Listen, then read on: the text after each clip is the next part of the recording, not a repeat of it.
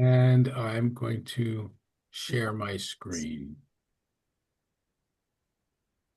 Let me make this even smaller.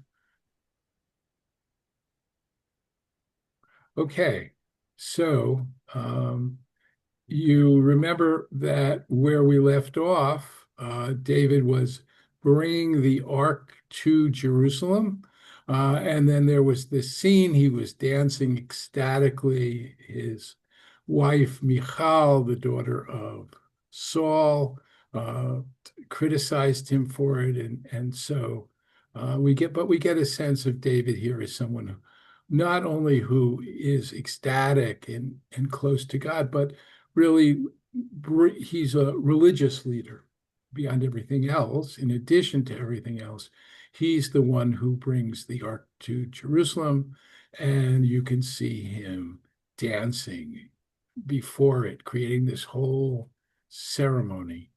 I'm going to move on now to two incidents which really show a different side of David. And use of his power in ways that, well, you'll see. You probably know these stories anyway. At the turn of the year, when the kings go out to battle, David sent Joab with his officers and all Israel, and they devastated Ammon and besieged Rabbah. So this is an interesting statement to begin with, that there is a season when kings go out to battle. And apparently this is the time that conquests are made, or in fact, that others are trying to conquer you. And so there is clearly not in the middle of the winter. The biblical year, you might remember, begins in the spring, in the month of Nisan, and that's undoubtedly when this was. Now, you'll see that it says when kings go out to battle. And indeed, kings would lead their armies. But here, David does not go. He sends Joab, who is his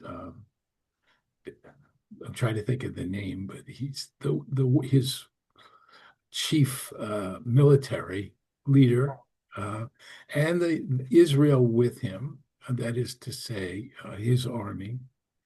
But David remains in Jerusalem. And so here we see David, who is not who he used to be. He's enjoyed the privileges of the kingship, so much so that we see him here in a light which is not so favorable.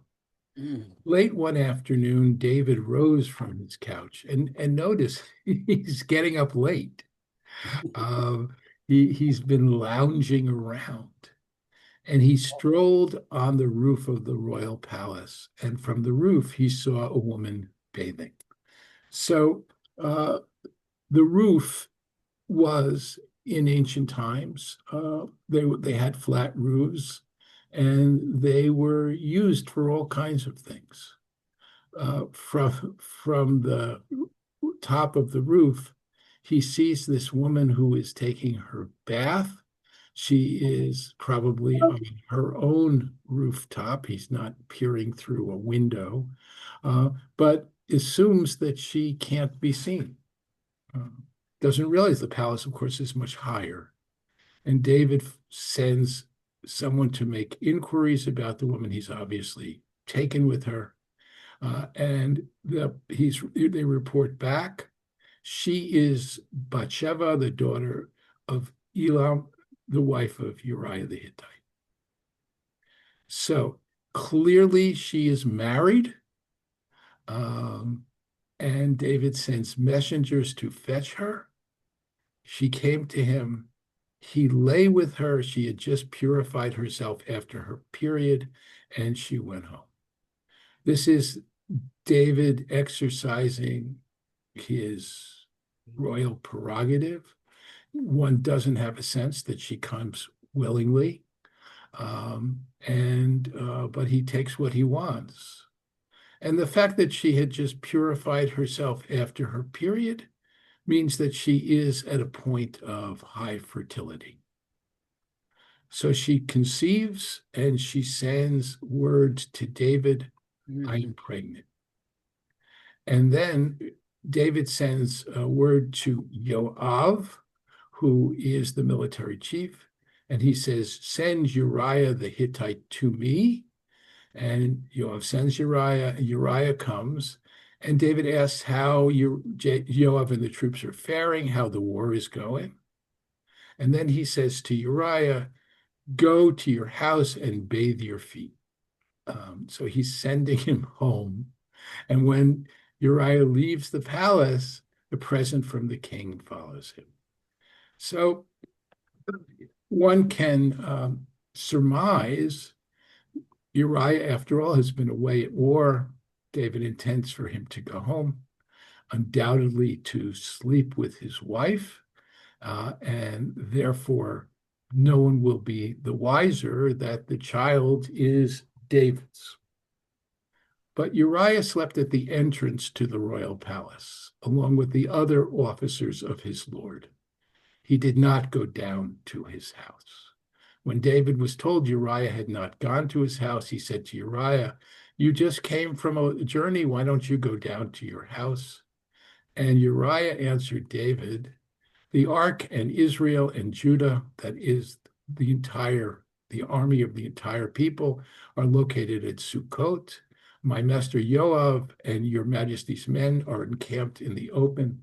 How can I go home, eat and drink and sleep with my wife? As you live by your life, I will not do this. So David's been lying around on the couch and dallying with women. And you see the difference between him and Uriah. Uriah, who's a man of honor, a soldier through and through. And he says, I can't live this way while others are suffering. So Dave says to Uriah, stay here and I'll send you off tomorrow. And Uriah remains in Jerusalem. The next day, David summoned him. He ate and drank with him until he got him drunk. In the evening, he went out to sleep in the same place with his lord's officers. He did not go home. So again, David's hoping perhaps that he'll get him drunk and he'll go into the house, but it doesn't happen. In the morning, David writes a letter to Uriah, which he sends with Uriah. It said this, place Uriah in the front line where the fighting is fiercest, then fall back so he may be killed. So when Yoav was besieging the city, he stationed Uriah at the point where he knew that they were able warriors. Men from the city sullied out, attacked Yoav. Some of David's officers among the troops fell, and Uriah the Hittite was among those who died. So not David's message carried by Uriah's death sentence not only calls the death of Uriah, but of other officers as well. And Jacob sends a full report of the battle to David. He instructs the messenger as following. When you finish reporting to the king about the battle, the king will get angry and say to you, why did you come so close to the city to attack it? Don't you know that they would shoot from the wall? Who struck down Avimelech, son of Yerubeshet?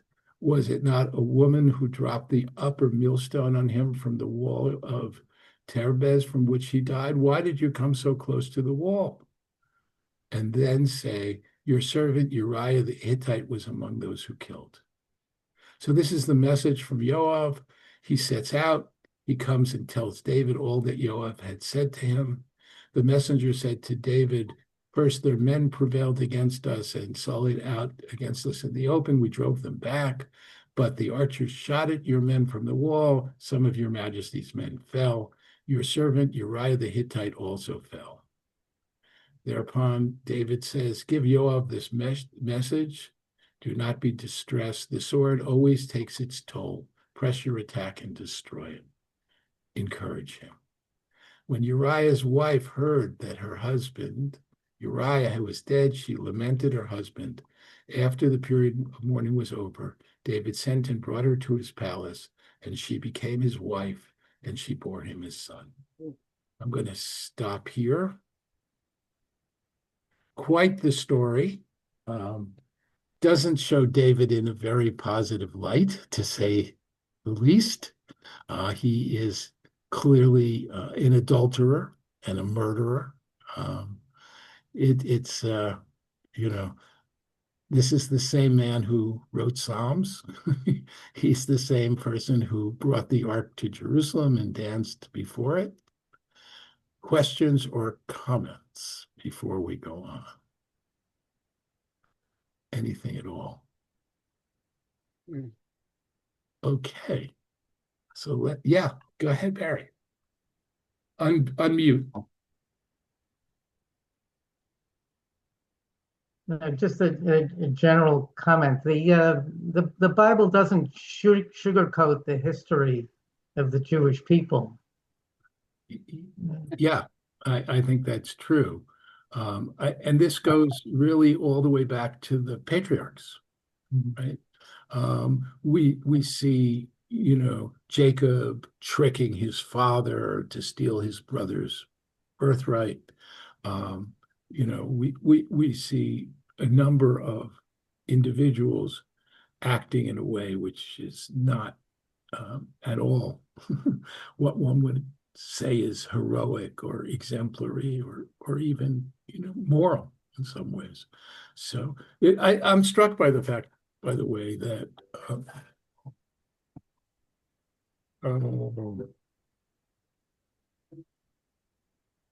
hi, I'm teaching. I'll call you back. So yeah, if you read the Quran, you see some of the patriarchs, but they're all saints. You see none of this kind of complexity. And I remember talking to a Muslim about mentioning Abraham, who they hold high as a prophet, and mentioning some of the things that are more complicated. He passes Sarah off as his sister, that kind of thing, and she was outraged. How could you say such things about the prophet Abraham? And he's not reflected in the Quran in that light. And I think, Something. This is as a follow up. The revisionist history paints David as the greatest king of the Jewish people. yeah, I was unaware of this story that you just read. I know. yeah, it's and by the way, these stories are also in the book of Chronicles, which is at the end of the Bible. I'm not sure the story is even there, but the history there, which is the history of the kings, paints a much less complicated, I would say, image of them.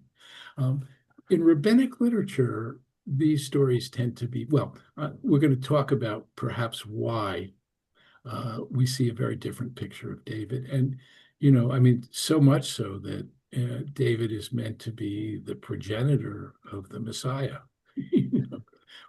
Certainly, but we'll come to that fairly soon. Sandy. Just compare this story to the story of the man who was trying to prevent the Torah, the ark, from Yes. falling out of the wagon. That man was struck dead. David, yeah. Well, we'll see. Not quite yet. We're not done. Okay. Anything else? Let's go back then and see what happens. Okay, so God was displeased. He sends Nathan the prophet to David. We don't know much about him other than this scene. And he comes to him and he says, There were two men in the same city, one rich and one poor. The rich one had large flocks and herds, but the poor one on, only had only one little ewe lamb, and he had uh, that he had bought. He tended it. It grew up together with him and his children. It used to share his morsel of bread and drink from his cup and nestle in his bosom. It was like a daughter to him. It's a very fanciful kind of story.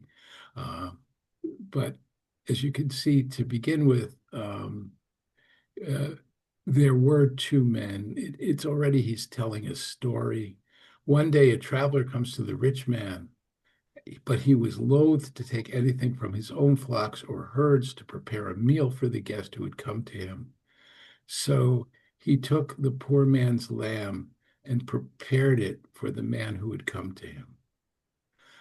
So this is a rich man who is now taking the ewe from the poor man because he's too cheap to take from his own flocks. And David flies in a rage and he says to Natan, as God lives, the man who did this deserves to die. He must pay for the lamb 4 times over because he did such a thing and showed no pity. And Natan says to David, that man is you. Thus says the eternal God of Israel, it was I who appointed you king over Israel. It was I who rescued you from the hand of Saul. I gave you your master's house, possession of your master's wives. I gave you the house of Judah, Israel and Judah. And if that were not enough, I would have given you twice as much. Why then have you flouted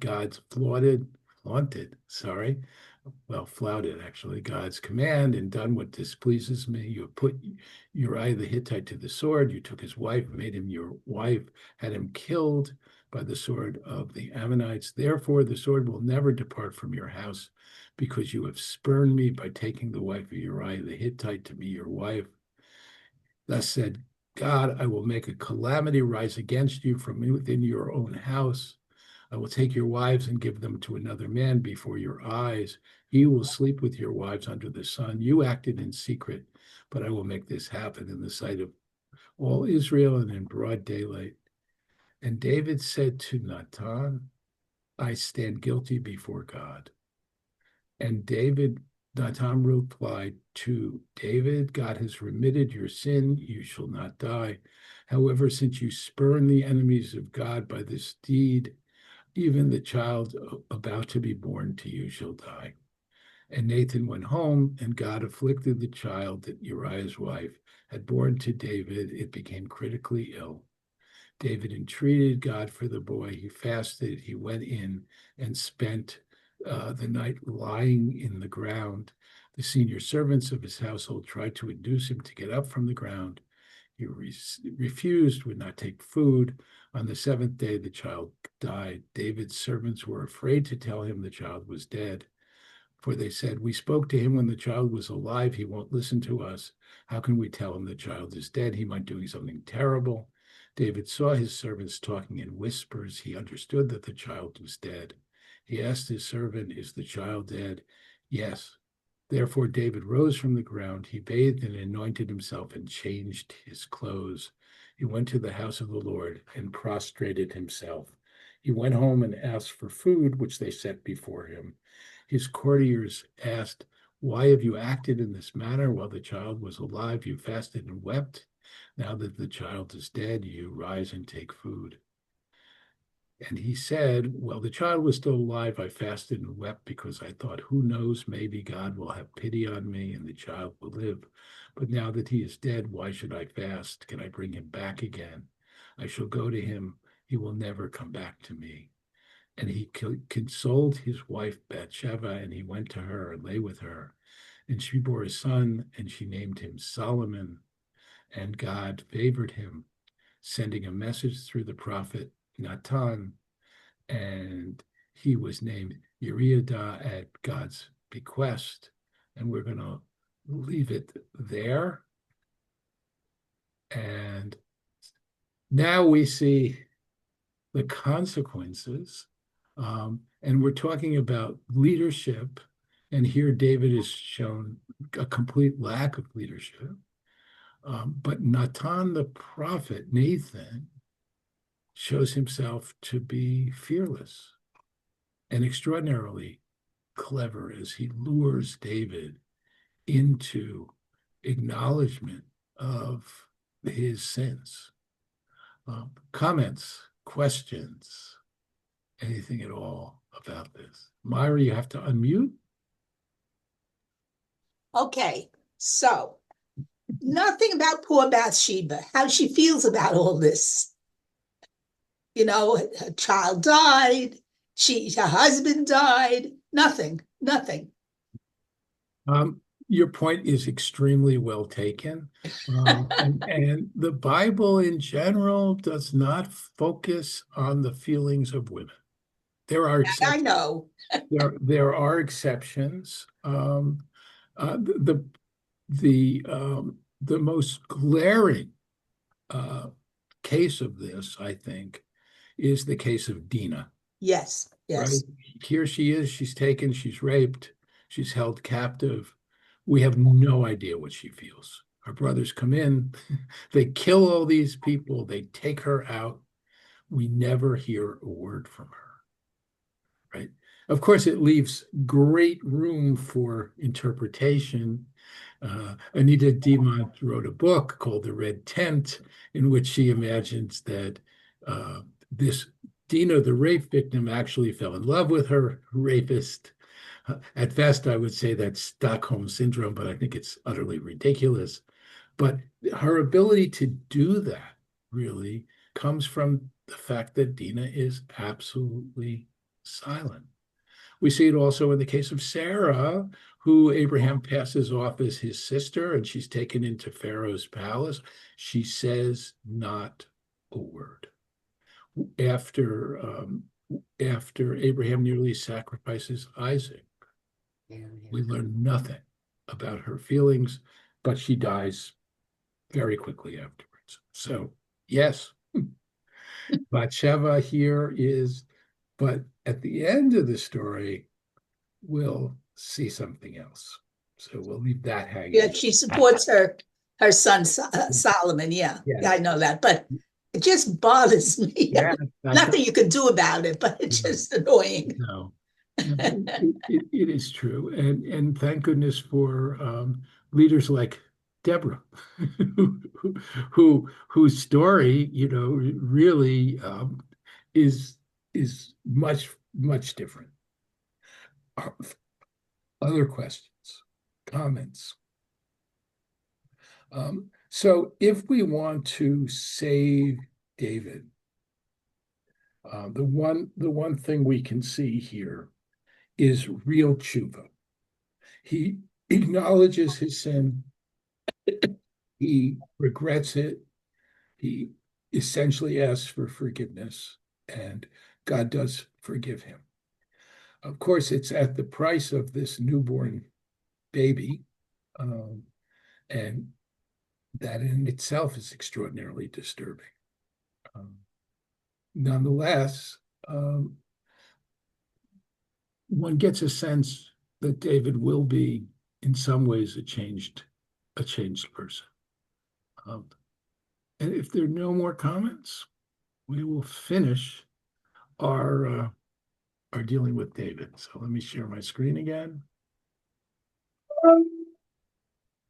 And here we are now, David, at the end of his life. It says he was old, advanced in years, and though they covered him with bedclothes, he never felt warm. His courtiers say to him, "Let a young virgin be sought for my lord the king to wait upon your majesty, to be his attendant. Let her lie in your bosom, that you will be warm." And they look for someone, and they find Abishag the Shunammite, and they bring her to the king. She was extremely beautiful. She became his attendant, waited on him. The king was not intimate with her. And here we see something else, and this is strikingly different.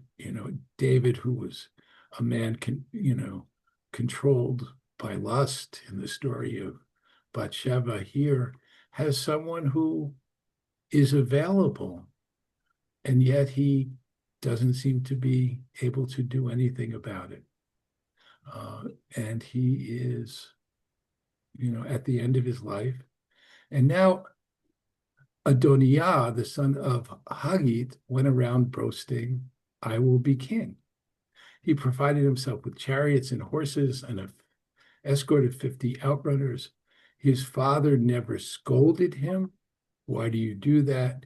He was the one born after Absalom, and like him, he was very handsome. So he seems to be getting away with this. He confers with Yoav and with the priest Abiathar, and they support him. But the priest Zadok, Benaiah ben Yehoiada, the prophet Natan, Shimi and Re'eh, and David's own warriors don't side with him. So he's gathered all these people together, and he goes and he makes a sacrifice of sheep and oxen and fatlings at the Zohelet stone near Ein Rogel. He invites all his brother princes and the king's courtiers of the tribe of Judah.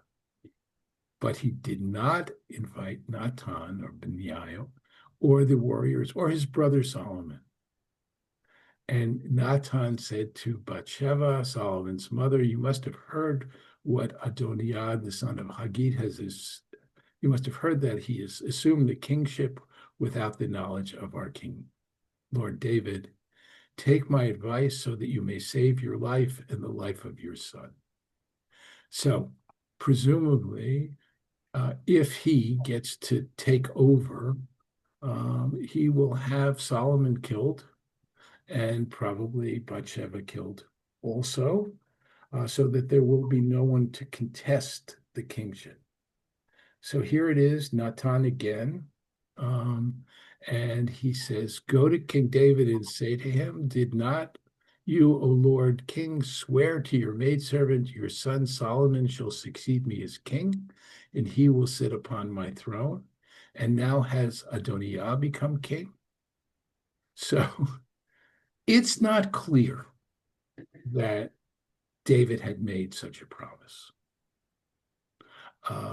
It is, after all, Natan is not talking. Natan doesn't say to her, go to the king, because he had promised that your son will be king. He just says, no, go and tell him this, presumably this story. And while you're still there talking with the king, I'll come in with you and confirm your words. So Batsheva went to the king. He was very old. Abishag the Shulamite was waiting on him. So this is really, if you imagine it, quite a scene, right? She is, if David is old, so she is not a young woman. Solomon is a grown man, their child, and she goes into him, and we see this beautiful young woman who is there ministering to the king. And she bows, and the king says, what troubles you? And she answers, my lord, you yourself swore to your maidservant by the eternal your God. Wow. Your son Solomon will succeed me as king. He will sit on my throne. Yet now Adoniah has become king, and you, my lord, the king, know nothing about it. He has prepared a sacrificial feast of a great many oxen, fatlings, and sheep. He's invited all the king's sons and Abiathar and Yoav, but he has not invited your servant Solomon. So the eyes of all Israel are upon you, O Lord King, to tell them who shall succeed my lord the king on the throne. Otherwise, when my lord the king rests with his ancestors, my son Solomon and I will be regarded as traitors. She was still talking to the king when Natan arrived. They announced to the king, the prophet Natan is here. He entered the king's presence. He bows low. Natan says, oh, Lord King, you must have said Adoniah shall succeed me as king, and he shall sit on my throne. for he's gone down today, prepared a sacrificial feast, etc. He invited all the king's sons, the army officers, Evyatar the priest. At this very moment, they're eating and drinking and with him and shouting, "Long live King Adoniah." But he did not invite your servant or the priests or Benaiah, the son of Jehoiada, or your servant Solomon. Can this decision have come from my lord king without telling your servant who is to succeed the throne? And King David's response was, summon Batsheva. She enters the king's presence, and the king takes an oath. As God lives, who has rescued me from every trouble, the oath I swear to you by the eternal God of Israel, that your son Solomon will succeed me as king, that he shall sit on my throne in my stead, I will fulfill this very day. And she bows down in homage to the king and says, may my Lord King David live forever. And so the next king, the way is prepared for Solomon. What do you think of this?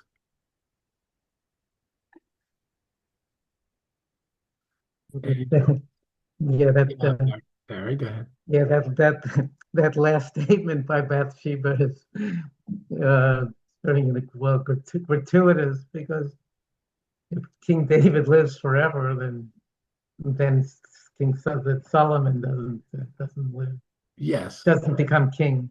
right, right. But she is saying, Yeah, eventually my son will become king. May you live forever.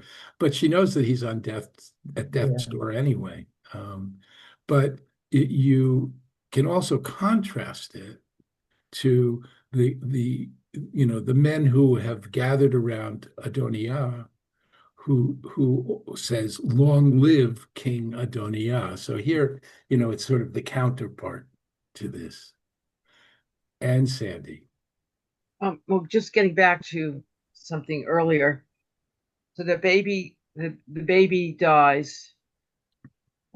The David's and Bathsheba's, I guess that baby is, but there's something in the Torah that says the sins of the father shall not be visited upon the children.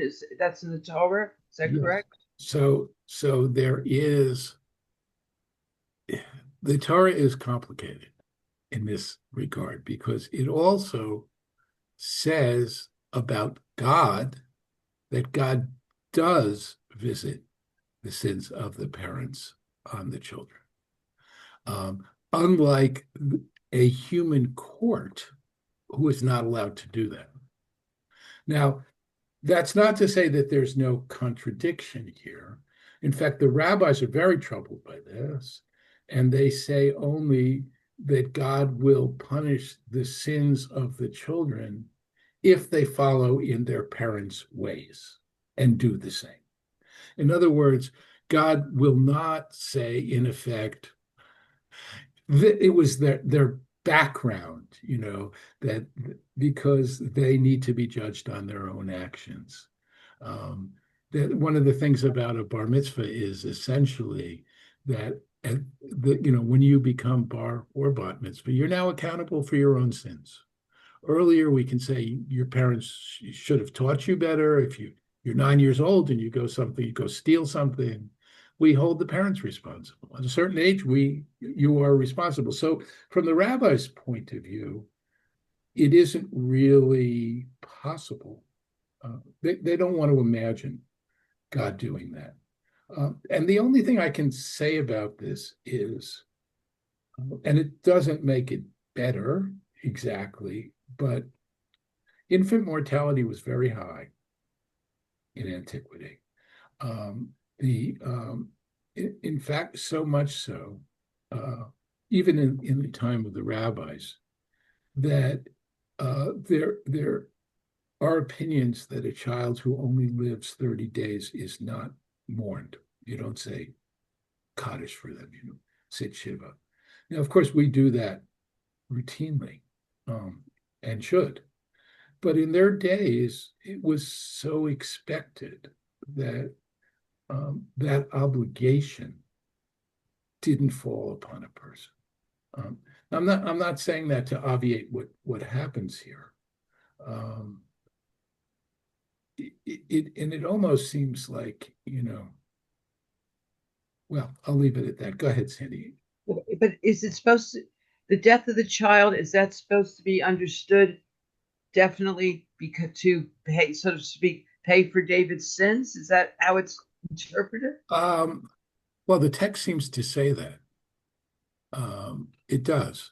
We could, you could simply, any calamity that happens in the ancient world is attributed to coming from God, right?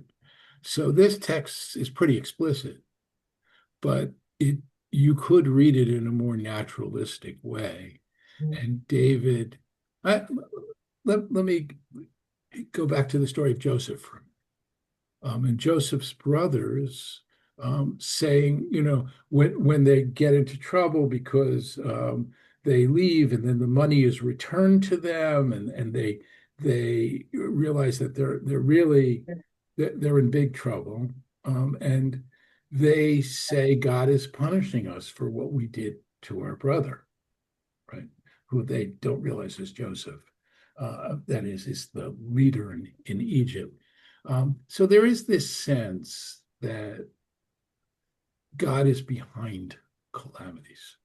Now, of course, that's in itself extremely problematic because bad things happen to good people. But it seems to have been a common view in the ancient world.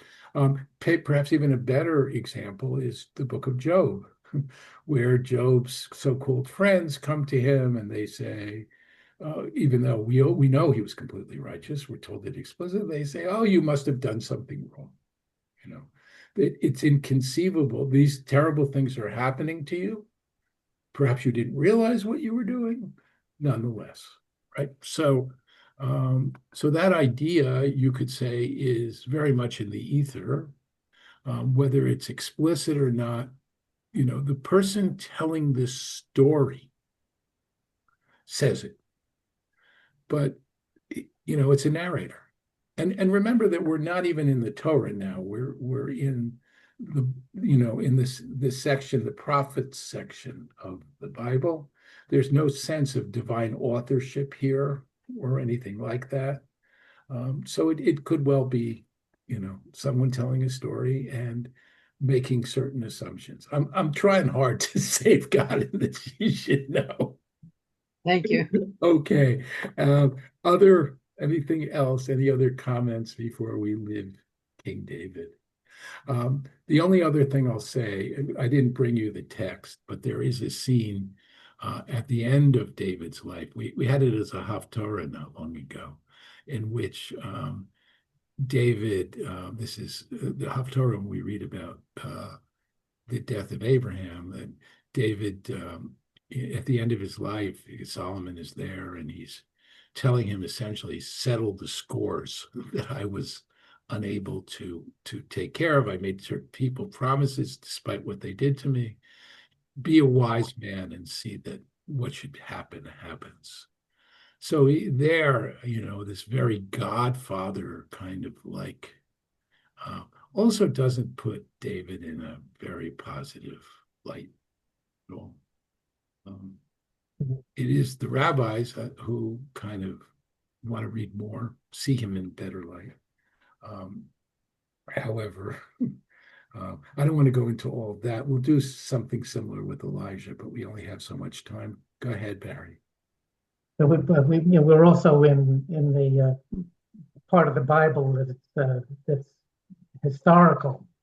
So there was yes, right. There is a King David, and he was succeeded by King Solomon. This is true, but no, so then we don't know that we can't necessarily take everything in this portion is literal, is totally factual.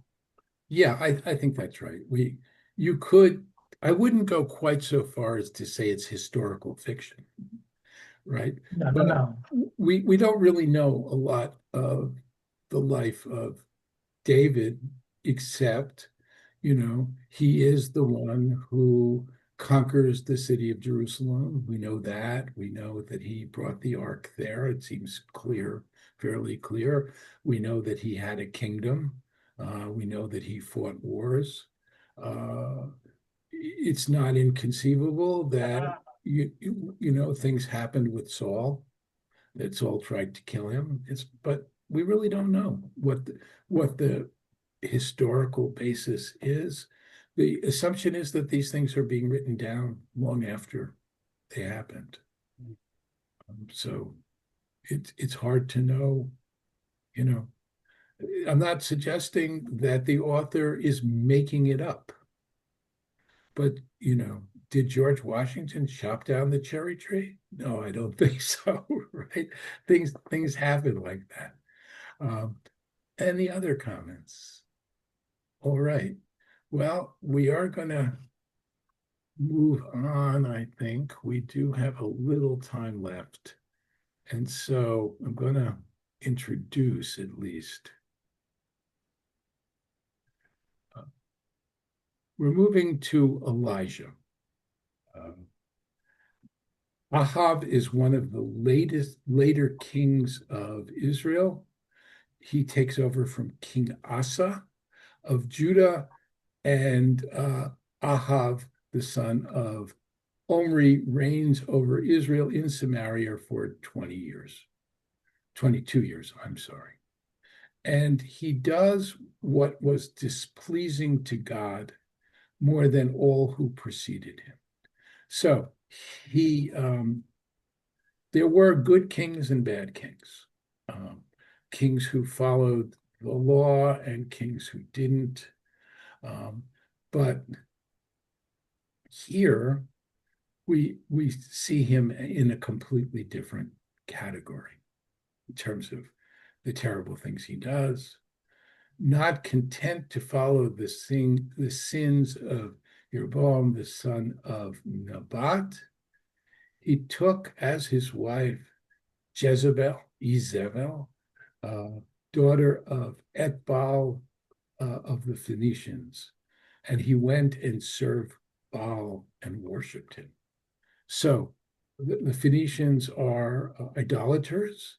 The king actually has in his name Baal. Compare that to something like Israelite names, which often have El in them, or Adonijah, Yah being one of the names of the Israelite God.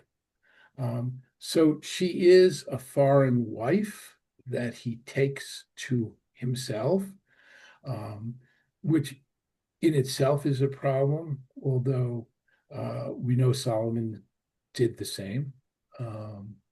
Solomon built, not only did he take foreign wives, and in Solomon's case, it was as much about alliances as anything else,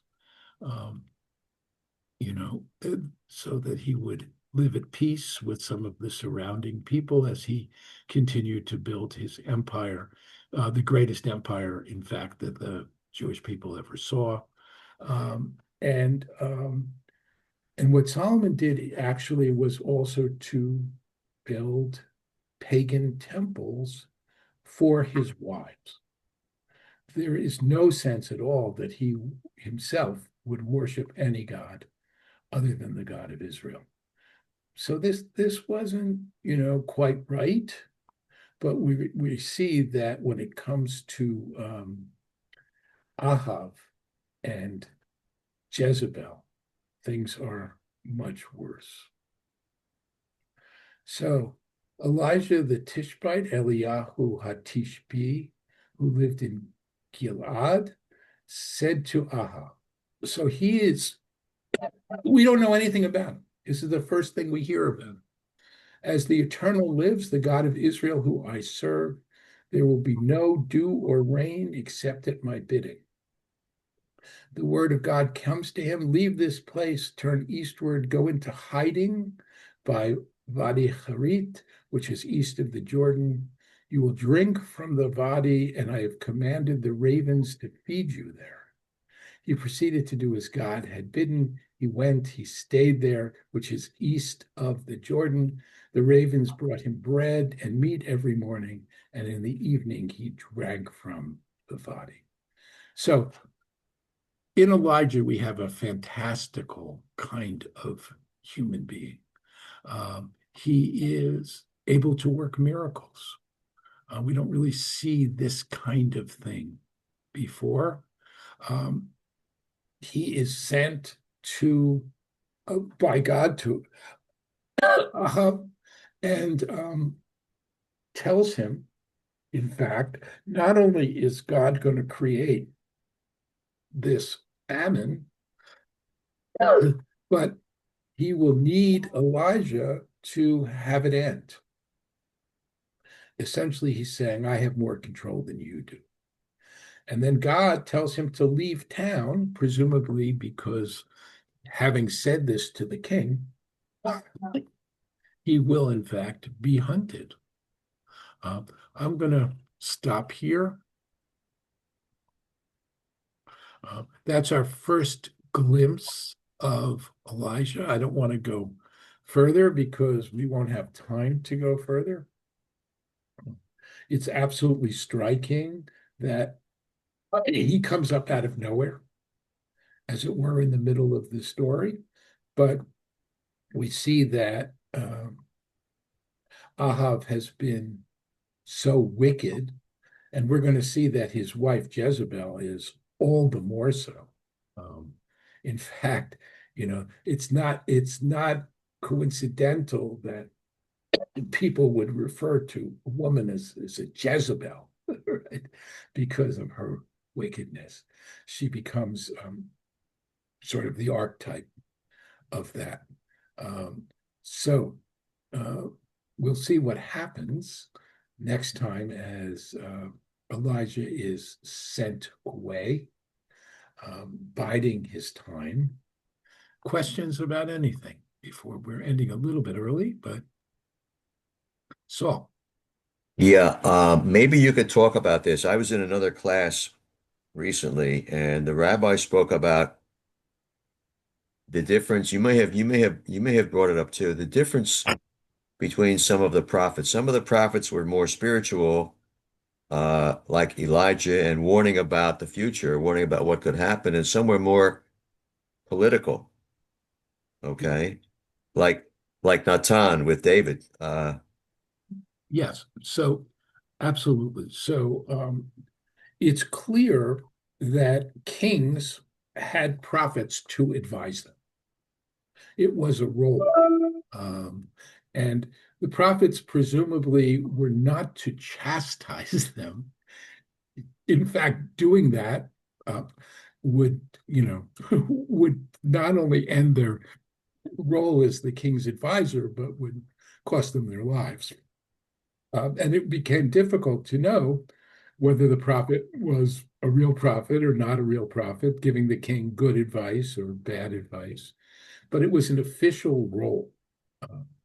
And in addition to that, we have a second kind of prophets who are these ecstatics that we saw with Saul. Remember this band of prophets who come and they are prophesying and in this kind of ecstasy. And then Saul joins them, and he also is ecstatic. And people say, "Is Saul among the prophets?" Right? Those people are cultivating a kind of spirituality, but there's really nothing prophetic about them. It's simply a kind of it's not at all the same thing. But I think about the Nazarites, who are consecrating themselves to God. They want to be in a higher, closer to God in some sense. They can't be priests, so they take on some of the restrictions of the priests. But it's really about them. And I think those bands of prophets, sometimes they're called schools of prophets, it's really not about conveying God's message. It's more about getting close to God. So we have the court prophets, we have them, and then we have real prophets. Now, Natan was a court prophet. He seems to be able to come in to David, you know, but he is a true prophet, and part of that means that he has to speak the truth. And he's also extremely clever. The way he lures David in to this acknowledgement. So he has a kind of dual role. He's not only a court prophet, but he's a true prophet, and he's able to stand up against the king and do it in a way that doesn't threaten his life. As David acknowledges, in fact, that he's honest and he's right. And David does tshuva. So here in the case of Elijah, we're going to see this again when we look at Amos and his leadership. We see this other kind of prophet completely. He's not a court prophet. He's not an ecstatic. He is being sent by God to speak power, truth to power, really. And he's coming from the outside. And this becomes the later prophets who we have their books, talking about Isaiah, Jeremiah, and those people are clearly in that mode. They're outsiders. They come, they prophesy against the people, not just against kings. So long answer to a short question. Basically, you have three kinds of prophets. Good. Anything else while we're talking about prophets or prophetic leadership? All right. So next week, same time, same station, as they say. I hope to see you then. Have a great week. And if you want, I haven't done this, but I'm going to, just out of curiosity, take a look at David in the Book of Chronicles. It'd be interesting to see how he is depicted and if any of this moral complexity shows up there. And it may, I don't know. In the meantime, have a great week. Thank you, you too, Rabbi. Thank you.